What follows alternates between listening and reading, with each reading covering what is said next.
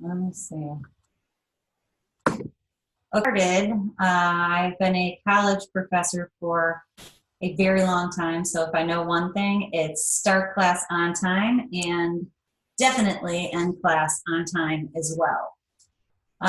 Okay, so let me just check one or two more things here. And let's do a little housekeeping before we get started. I'll give people just a few more minutes to join us. Okay, so you have a Q&A button that you can enter a question at any time, and I'll hold the questions till the end so that I can move through my presentation of what I have for you all today, and then I can answer any questions at the end. So hopefully that'll sound okay, but if you have any thoughts, please just put it into the Q&A box and I'll be able to see it early, and that way make sure I get to answer it at the end of the presentation.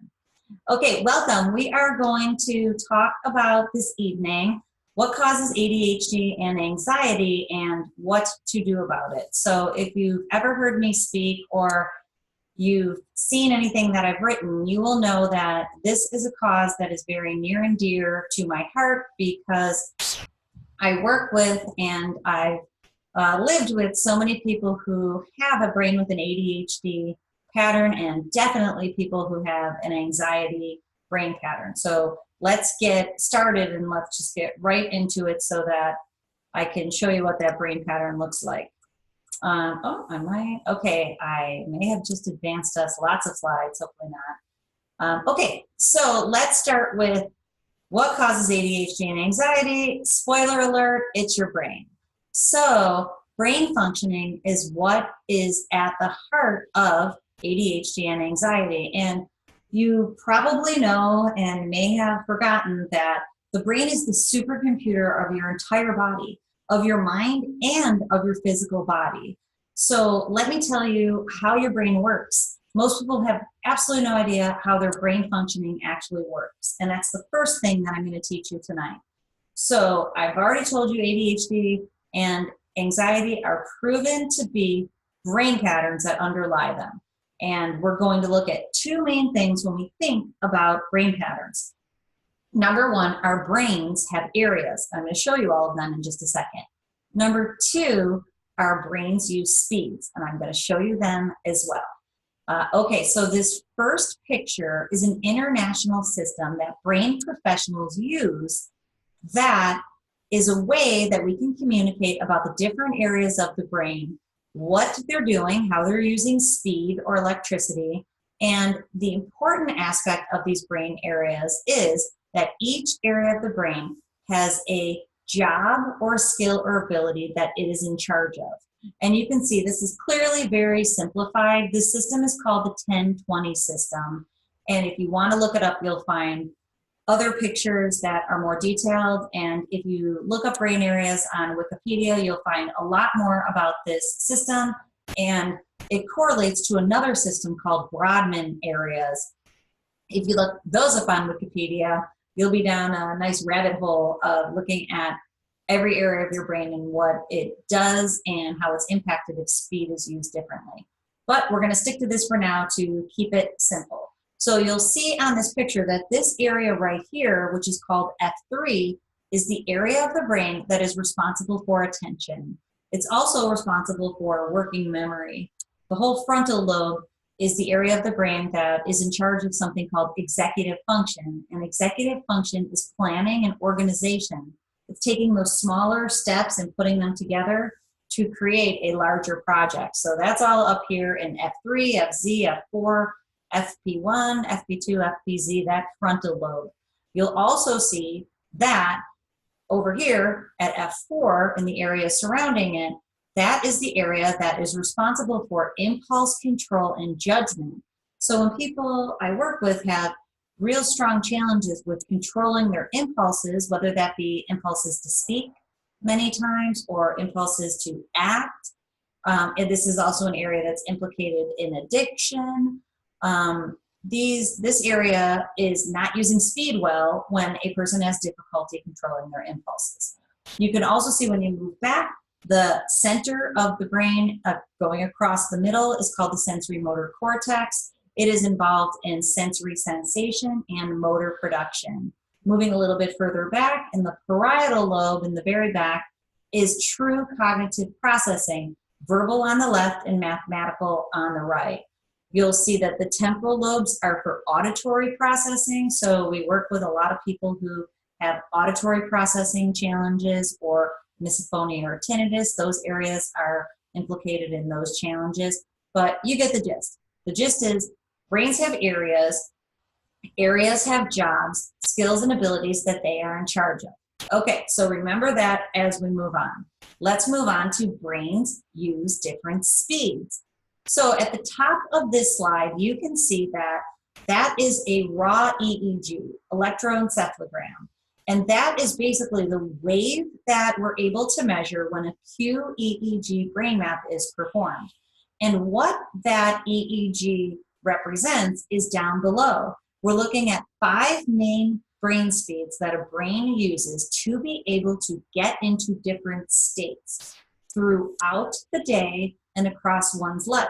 So if your brain is neurologically regulated, as we talk about it in the business, your brain is able to get into each of these 5 states across your day. So right now it's evening time, you're probably feeling hopefully relaxed, but you're probably starting to feel drowsy after a long day. You might be using more theta than we want you to use when you're listening to a presentation about your brain. You can see at the bottom, delta is the speed that is used for sleep. So delta keeps you in restorative sleep. And if you look at that wave, it's very flat. It doesn't have very many cycles per second. And it's not that intense up and down. It's a loose wave. That's delta. Moving up, we have theta. And theta creates drowsiness. This is the brain speed that basically shifts you into sleep. And that will start to increase as the evening goes on. We want theta to increase in the evening as it's time to go to bed. We do not want theta being used with too high of a magnitude or too much power during the day. And if it is, we're going to look at what that means. Okay, alpha waves or alpha state is one of relaxation. So I like to call it couch mode, because if you sit on your couch and you're just chilling and relaxing and you're perfectly awake, but you're not really thinking yet, you're primarily using alpha. And that helps you get into a relaxed state, which you want to do on a daily basis, but you do not want to stay there all the time, because if you're always in couch mode, then you have low motivation or possibly depression if it's in a real negative aspect. Okay, moving right along, we have the next brain speed is beta. And what beta is, is perfect processing, as I call it, for engaged thinking. And obviously there's no bad brain speed, there's just too much use of the brain speed. So we think of low beta, this kind of tight, perfectly tight wave of electricity that your brain is using as kind of that perfect processing speed, because it's the one that we want your brain to kick into right now as you're digesting all of this information. But especially when you go to work or your children go to school, we need them to get into low beta and use that speed so that they can learn and produce. Okay, so then moving up to the last of our speeds is high beta, and it is intense thinking, or overdrive, as I call it. High beta is designed for us to use when we're in a stressful situation so that we can have a fight or flight response. Our system kicks it into overdrive and we're able to get ourselves out of a precarious situation. You do not want your brain to stay in high beta all the time. So as you can see, I'm already alluding to the fact that our brains can get stuck in these speeds. They can get jammed in a speed. And if your brain is stuck in a speed, that develops the challenges that you see in terms of behaviors and the way that you feel. Okay, so let's explore that and let's look at how we know this. So this is an infographic from Harvard, which I really like it, which is why I borrowed it. And you'll see I've referenced the website down below. And the article's awesome. It's written by a neuroscientist. So if you Google Harvard Science in the News, ADHD and Neurofeedback, it'll pop right up for you and you'll be able to look at other pictures and be able to read the article. It's really great. But what I wanted to be able to show you is on the left is EEG, electroencephalogram, and it's being compared to fMRI, functional magnetic resonance imaging. So the first thing I wanted to tell you about how we know if a person's brain is actually using an ADHD pattern or an anxiety pattern is we are able to see it using EEG.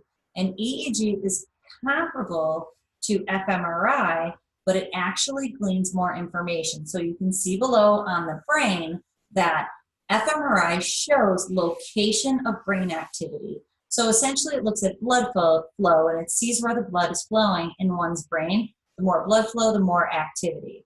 What EEG shows us is location of activity, looking at electricity, but also frequency. And you already know about the frequencies because we just went over them. The frequencies are delta, theta, alpha, low beta, and high beta. So that's how we can see how any area of the brain is performing. And what I mean by performing is using the speeds. Okay, hopefully you're still with me.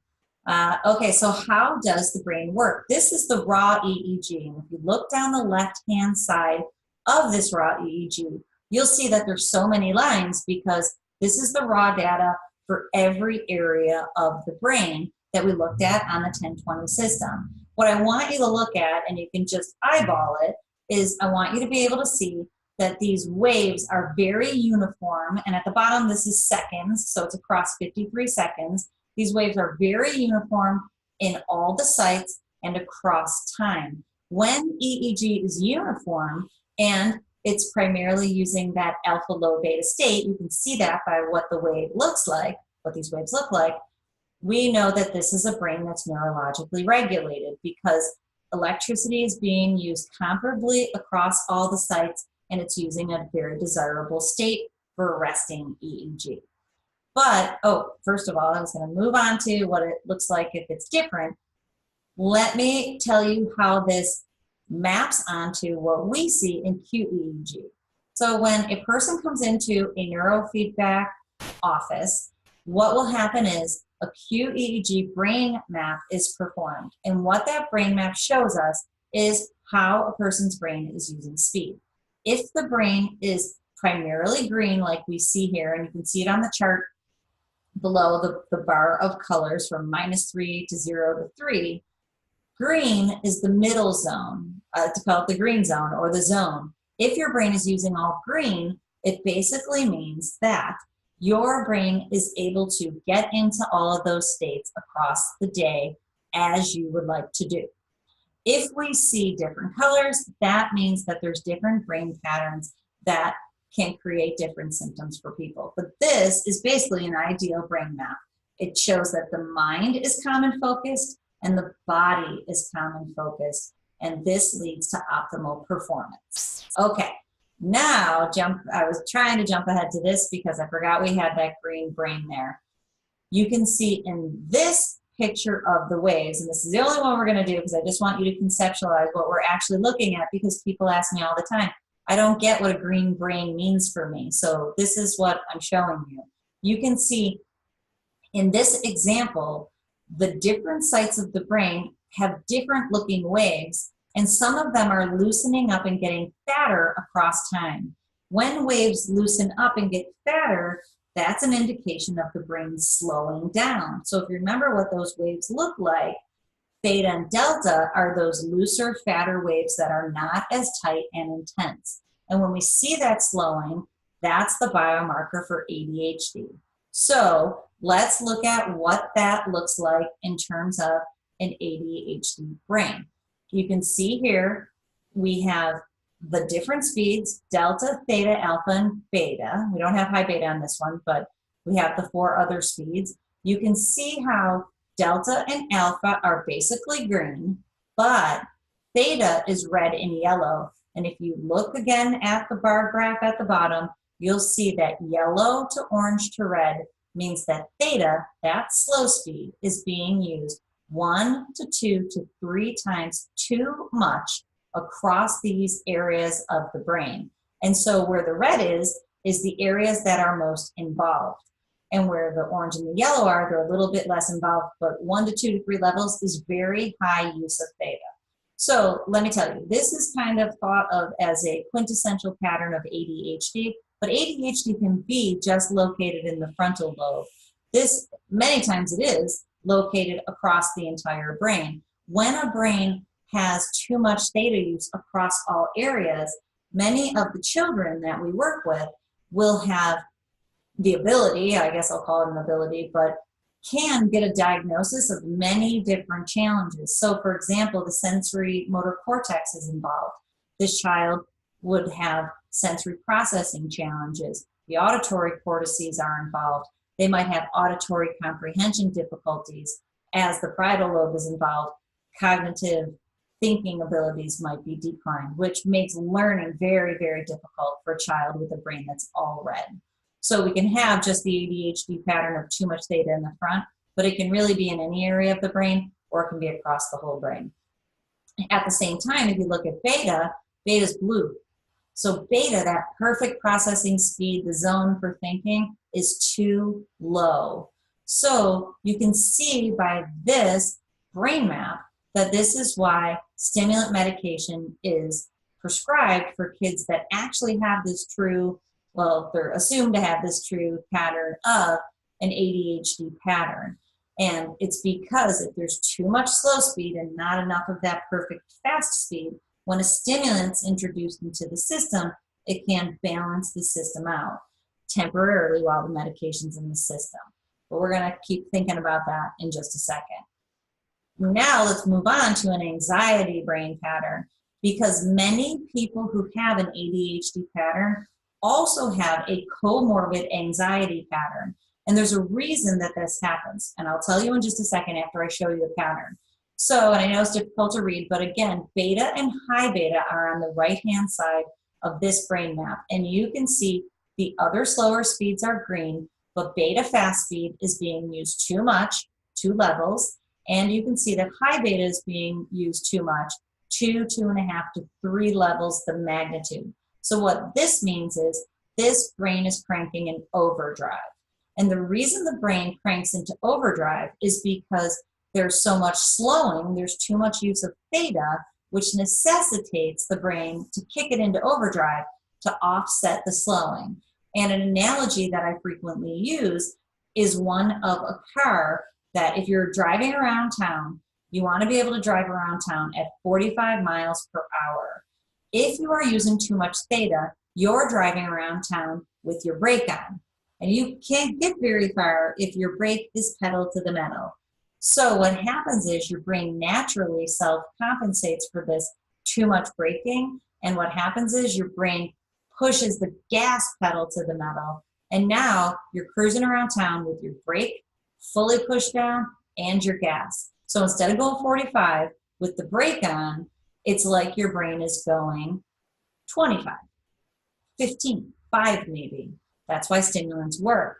But if you also are pushing the gas pedal to the metal, now you're actually going 75.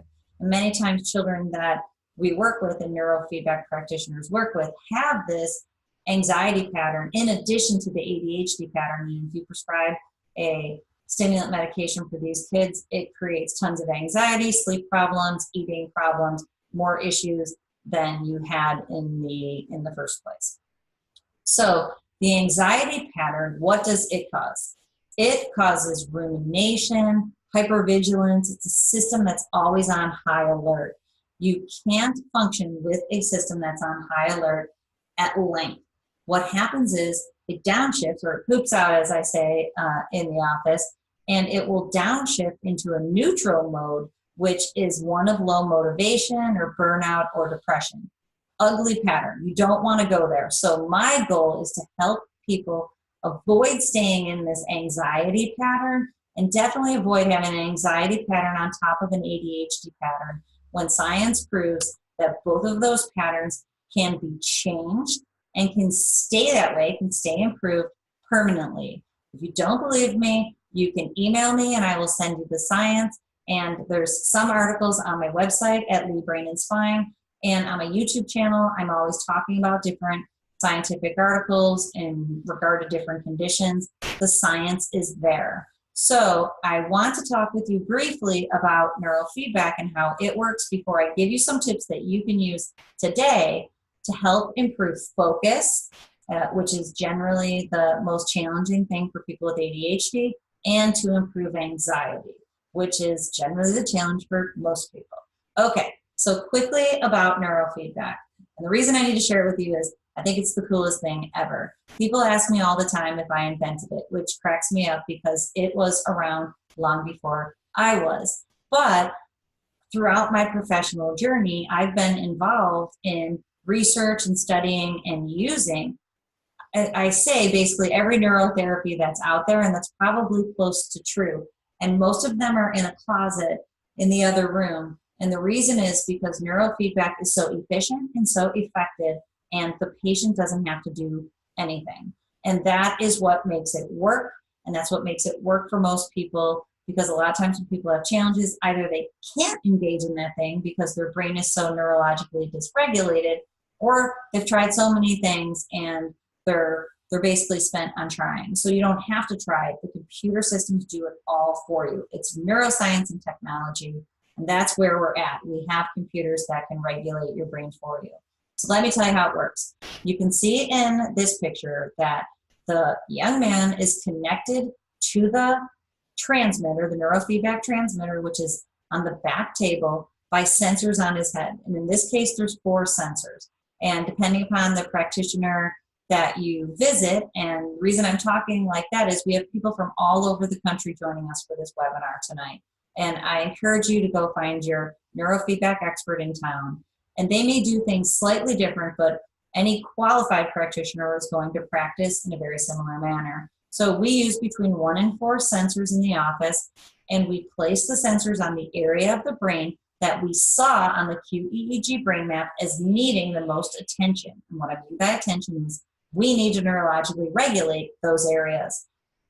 The way that we do it is those sensors read only.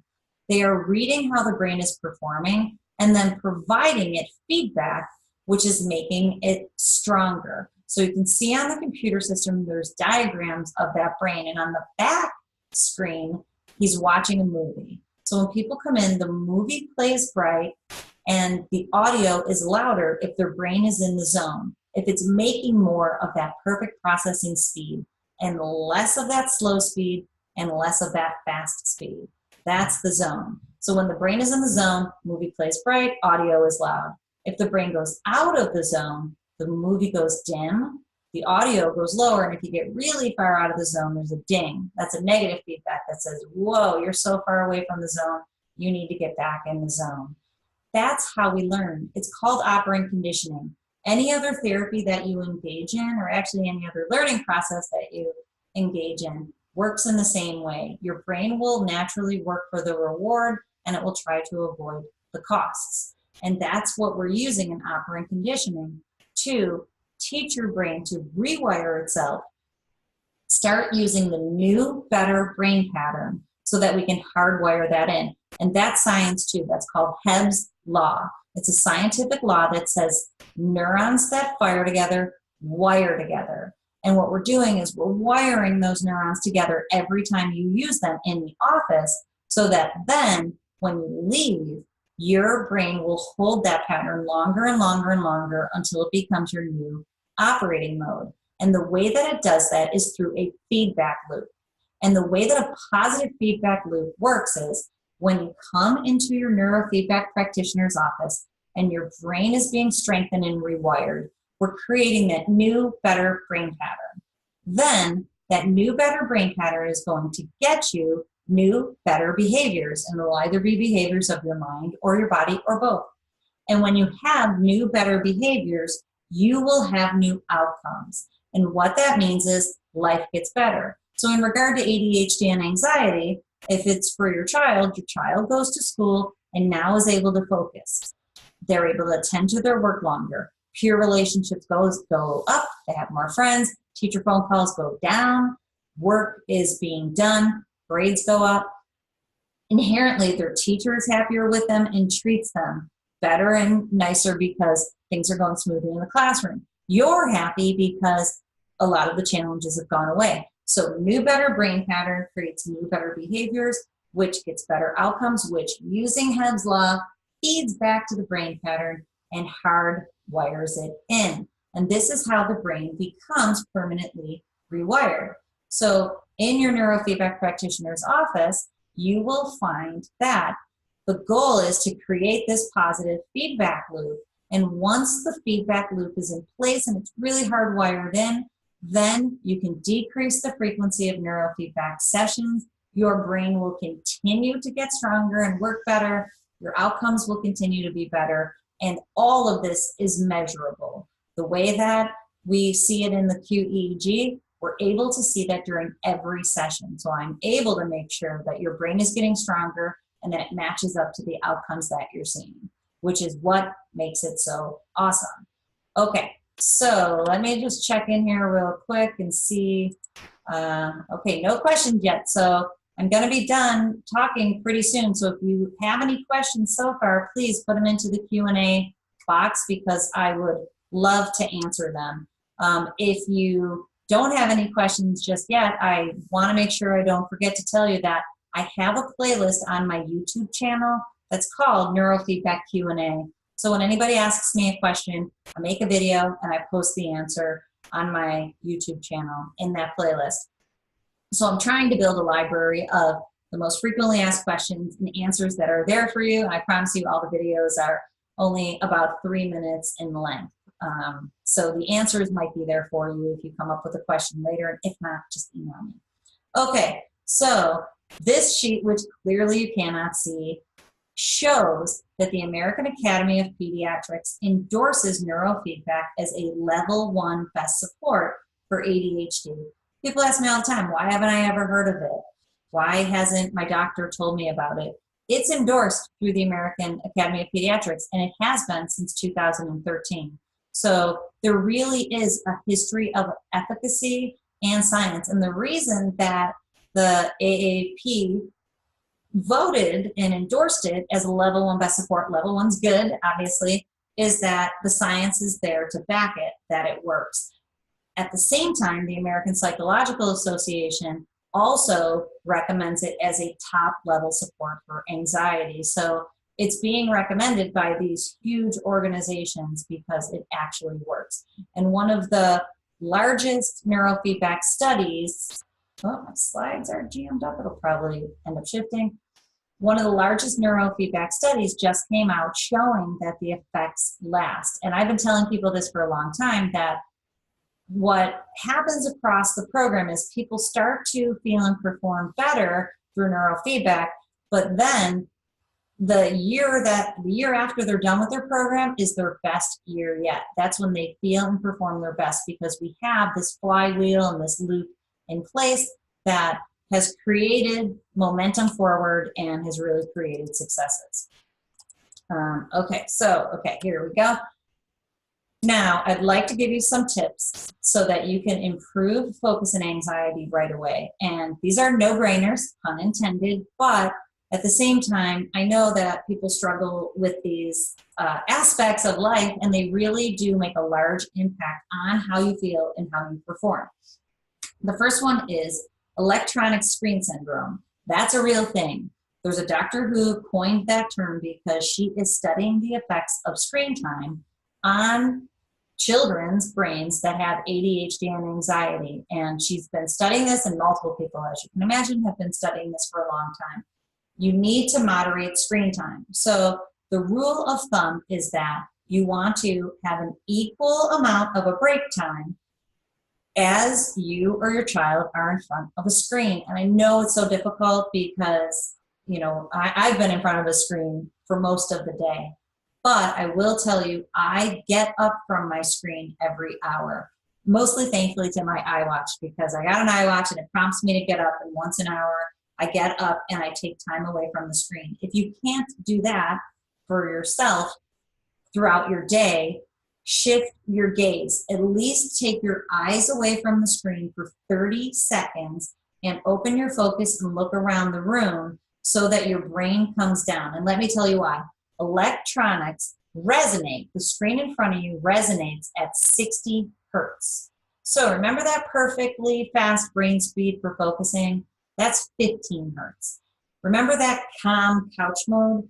That's 10 hertz. Remember sleep mode? That's 1 hertz. So if you are in front of a screen that's 60 hertz for a really long time, it wires and tires your brain. So it literally jacks the speed up because your brain will attune to it. So if you're at 15 hertz, the longer you sit in front of your screen, your brain's going to 17, it's going to 20, it's going to 30. And then as your brain is using that really fast speed, remember what I told you, brains can't sustain all that heat of all that high beta. So as your brain is being wired, it's being fatigued too. So I'm sure you've seen this in your children if they are as addicted to Fortnite as my son is. When he comes off, if he violates our family rules, is the reality, and he stays on too long, he's a monster when he comes off. So try to moderate it. Okay, sleep. Sleep, you need to be consistent and routine and get enough. And if you follow me on Instagram, you'll see I recently posted, we have a sleep number bed, which I love and I totally recommend. It's in the cards for you. But the sleep number bed records, it gives me a sleep IQ every night. And I will tell you, I have to stop myself because, I'm talking about my iWatch. That's called biohacking. When you try to figure out what your physiology is doing, it can be a little addictive, I will tell you. But I can see how my sleep has performed throughout the night. And on Instagram, I put, during the holidays, a picture of my sleep on a regular night where I earned a 93 versus a night where I had 2 glasses of wine, some holiday cheer, and I forget what my score was, but it was in the 70s, and you could see all the disruption in my sleep. So on an average night, I am in bed by 9 o'clock. I get up at 5 o'clock. I get the same amount of sleep every night, and I'm very consistent. I jump up like it's my job to go to bed, but I've taught myself to do that. So it's not an easy thing to do, but I make myself go to sleep so I can get the proper amount, and it's really consistent. It helps to keep those states flowing in the circadian rhythms. Okay, nutrition. Again, that's a no-brainer too. The more clean, whole foods that you can eat, and honestly, if you can just try to stay away from processed foods as much as possible, that alone would help you. I'm reading a new book. I can't remember what it's called. But it basically talks about having 1% changes that can really make a dramatic difference in your life. I posted that on Instagram too. But what it shows is these 1% changes can really create this snowball effect in the proper direction. So that is a 1% change of, not eating Doritos at the end of the night and eating something that is better for you. Okay, here's one more thing, and then I'm going to give you 2 really strong tips, and we'll be done for the night so you can get back to your families. I call this the purge and reboot, and I guess I plead a little bit with families to understand that any behavior you have or your child has is driven by a need of their nervous system. Behaviors are symptoms. They show you what's going on underneath. So I know if whenever I'm out of sorts or any of my kids are out of sorts, we have 6 kids, I don't know if you know that about me. If our kids are out of sorts, it's because something's going on underneath. And it usually has to do with their brain functioning, and sometimes that's because of things that are happening in their environment. But the behaviors are serving a need. So you need to address the need and not the behavior. And that's what I call the purge and reboot. So in the case of ADHD, if someone's very hyperactive, the need is actually stimulation for that brain that's running too slow. Or sometimes kids are combative. When kids are combative, that's verbal stimulation for a system that's running too slow. So in that case, you need to help them stimulate their system. And you can do it the good old-fashioned way, where kids will use a trampoline or families will have them go run around the driveway before they go out. But understand that's stimulating their nervous system. It's feeding the need, which that's the purge part. The reboot part is teaching their systems not to need as much of what they need right now. So you have to teach the system to exist in a new mode. And it can be very difficult for people whose brains are jammed in a mode. I'm going to show you how to do that right now, but it's the purge and reboot. So to improve focus, or this would be to decrease hyperactivity too, on the daily, as my kids say, you need to challenge your brain in 2 ways. I'm going to skip to the challenge part because that's what springboards off of the last thought that I was talking about, is that if it's difficult to maintain a calm body, then you actually need to have your child practice maintaining a calm body and then reward him for doing that in very small increments and build up to it. And that may be difficult with the mode that their brain is in now, so they may not even be able to do it. But when people join us for care in the office, what happens is as their brain is getting stronger and being rewired, and this is a true example for a couple adults that haven't read in years, I would have them read a little bit every night. So the first night it's 2 minutes that they read. The next night or a week later it's 5 minutes. And then before you know it, as their brain's getting stronger though, so that is a variable, they're able to read for a half hour before bed every night. But you have to practice the skill that you're trying to build, not just expect your kiddo to be able to do it, because first of all, their brain may be jammed in this mode, and secondly, they need to build that muscle. Okay, moving on to find your meditation. Every person has something that brings their brain pattern closer to the optimal mode. So for example, my husband golfs. He loves to golf. He golfs all the time. Golfing is his meditation. It's the thing that brings his brain into calm focus. For me, I love to read and I run. I take a run every day. When I'm running, and this is proven by science, when you run, it drops out all the thinking and it'll bring your brain into calm focus. And I have a stand-up paddle board. We live near a lake. I like to go on the lake and totally bring my brain energy down, because I'm sure you can imagine I run fast. Bring my brain energy down and calm my brain down. So find your meditation. Think right now, what's the thing that you love to do and you know it's like a massage for your brain? Do that thing every day. And I know many times that you think or people think that I can't do that every day. It is proven by science for anxiety and for focus. It will improve your focus and it will decrease your anxiety. There's tons of science that supports meditation. But the reason I tell you to do that thing is because if I tell people to meditate, so many times they have no idea how to approach that. These activities are like meditation. Find yours and do it every day. Okay, last tip to improve anxiety, and I see we have a couple questions that I will answer. I call this open focus, and I already started to tell you about it, is that come out of your head. And a way that I do it when I'm working, because I'll really focus and I'll be working on my work, open focus is you open your focus and actually take in the scenery around you. And hopefully you're able to implement this strategy, but even if you don't implement it, hopefully self-awareness will be increased in that you'll see that you actually are in your head more than you realize. So when you come out of your head, that means you're not thinking about what you're going to do tomorrow. You're not worried about what happened yesterday. You're just taking in everything around you. And ideally, you go do it in nature. You go take a 5-minute walk if you work in a building. You get out of your environment if you can. If you can't, you can just open your focus at your desk. But get out of your environment, go for a walk, open your focus, listen to the birds, feel the wind on your face. The more you do that, the fast speed in your brain comes down, down, down, and you will be able to focus and you will feel less stressed. And you really should do it 1 time an hour just at your desk, but then try to get out there also. Okay, so let me see what we have here. So we have a question about different units, different neurofeedback systems, and the best objective results on an initial visit and progress per visit. And that's a great question. That's very technical, but it's a great question. So there are different levels of systems. So in my office, we use the highest research grade systems that are available.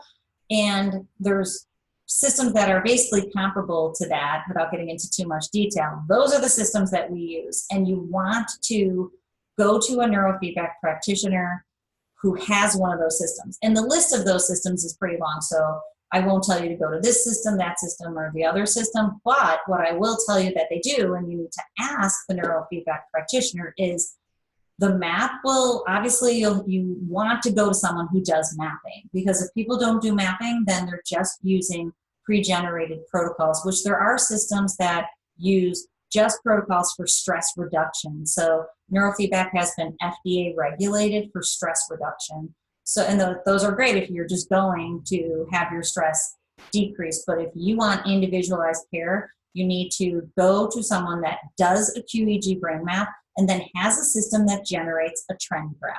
That's the easiest thing to be able to ask. Does your system generate a trend graph of every single session? And if the answer is yes, those are the systems that are the highest of quality. And there's a few different brand names. But on that graph, you will be able to see how your brain functioning has changed across the session. And honestly, if your self-awareness is high enough, you'll be able to feel what you're doing to make those changes in your graph. And most people, when they come into our office, they know exactly if they see spikes in anything on the graph, they know exactly what was going on with their state. Either they were feeling a little stressed out or something like that. So that's the short answer to that. So there's a question about sensors and outside interference. Honestly, I've never had any issues with outside interference. I know a lot of people blame EMF, that's electromagnetic field.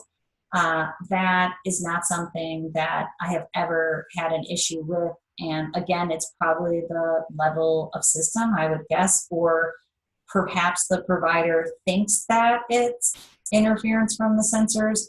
Really, the only time interference from the sensors happens is because the person is running so hot. But that I would know already from the brain map. Some systems use colored glasses. I do not do that. I actually used to do that a long time ago, when I first started practicing. I would use those glasses prior to a session, not simultaneously, but I felt that it detracted from the session. So there's nothing bad about those glasses, and they are actually proven to attune your brain. What they do is they use a different mechanism, but they start to attune your brain to the speed that you want your brain to be rewarded for achieving during the neurofeedback system. So using them simultaneously can help you to get into that state. But I found that it frustrated people, and it got in the way more than if I was using them, without using them. But there's nothing wrong with them in science, because they can really help your brain out. And so when people visit me, if they want to purchase those glasses to use at home, we do it that way. Let's see.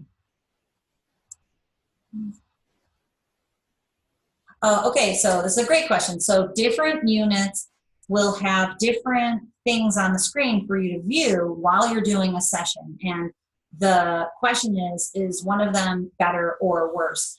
And we just use movies in my practice, even though our systems are able to do basically anything that anybody has seen, the most advanced games. I choose the movies for two reasons, and practitioners have different feelings about this, but I only use the movies because movies basically, unless a person doesn't like movies, then we have them read or we'll do something different with them. Movies for most people is a way to engage your mind, not your brain, your mind. It'll engage your mind in the process so that it's entertained. And really the only thing the movie's doing is entertainment value, so that your brain is as most relaxed as possible so it can get the best workout during your session. And movies do that best. I find if it's fractals or if it's a game or if it's looking at trend graphs, anything like that, that can be very difficult for the person to achieve a calm, relaxed, focused state because they're trying too hard. So we actually will graduate people later on, and definitely through our home neurofeedback system, we graduate them to adding that cognitive piece of trying within games, because by then their brain is stronger and can handle it, and that can further their work. But out of the gates, it can be challenging for people. So I think it's just the easiest thing to do for people and a pleasurable experience. Let's see, I'm gonna take two more questions here, and then we're gonna wrap up so we can let people go. So let me see. Oh yeah, a good question about viewing computer screens and using blue light glasses. I think they're great. I should be wearing mine right now. I also did, I think I did a video on my YouTube channel with them, and I definitely did a post on Instagram. And I've got to tell you, I only bought one pair, and my son Seamus, the young man who's addicted to Fortnite, even though I moderate his screen time, he has stolen them and wears them at all times, and he's so cute. I've let him have them, but I need to buy another pair for myself. But in addition to that, on my computer screens, I have a software that you can download and install for free that's called Flux, F.Lux. And you can program it so that it will turn the blue light on your computer screen to more red light. And actually phones are made with that feature now too, so that you can create more of a warmer light that's less invasive for your brain on your screens. And that is definitely a big help. Okay. Last question. So the last question is, are brain maps really objective? Yes, I think brain maps are, I tell people, brain maps are my second favorite thing in the whole world. And this is so true because they are so objective. My favorite thing in the whole world are the trend graphs. So the way that it works is when we take a person's brain map, a brain map is a thing that 5 minutes later you can take another one that looks the exact same. You can take one a week later and it looks similar unless you've done something. A brain map, I map myself all the time, and clearly I use neurofeedback consistently to keep my brain in a good spot. But I'll map myself if for whatever reason I don't feel well. And, it can be that I am working too hard is usually it, where I'm overwhelmed and I can feel that behaviorally, so I want to know what's going on in my brain. Or if I'm getting sick, things like that. I have mapped myself to see what my brain is doing on the times that I don't feel as, in my prime. And I can see the shifts that have happened, and then generally I know where they came from, and then I back myself back out.